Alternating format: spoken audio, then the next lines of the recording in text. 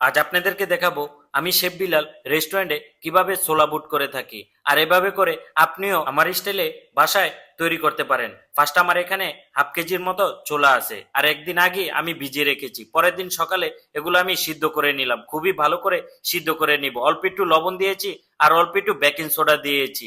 তারপরে খুবই ভালো করে সিদ্ধ করে নিয়েছি। আমার সিদ্ধ হওয়ার পরে ছোলাটা খুবই ভালো করে ওয়াশ করে নিয়েছি। তারপরে একটা কড়াইয়ের ভিতরে সয়াবিন তেল দিয়ে দিব। এখন দিয়ে দিলাম পেঁয়াজ কুচি। এখন দিয়ে দিলাম এলাচ, দারচিনি, তেজপাতা।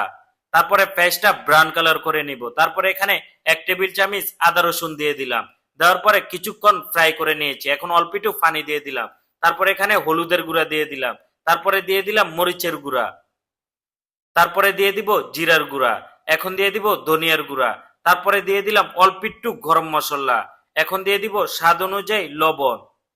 আর মশলাটা অবশ্যই আপনাদের পরিমাণ অনুযায়ী আপনারা দেওয়ার চেষ্টা করবেন। এখন অল্প একটু পানি দিয়ে দিলাম। পানি দিয়ে অনেকক্ষণ ধরে মশলাটা কিন্তু কষায় নিব। তারপরে ছোলাটা দেওয়ার পরে আমি এখানে আলু সিদ্ধ দিয়ে দিলাম। আলু সবসময় আপনারা আস্তে আস্তে দেওয়ার চেষ্টা করবেন। এখন অল্প একটু পানি দিয়ে দিব। তারপরে এখানে কাঁচামরিচ দিয়ে দিলাম। তারপরে এখানে জিরার গুঁড়া দিয়ে দিলাম। এখন দিয়ে দিব পেঁয়াজ বেরেস্তা। তারপরে দিয়ে দিব ধনিয়ার পাতা। এভাবেই করে রেস্টুরেন্টে খুবই খুবই সহজে এই ছোলাটা আমরা করে থাকি।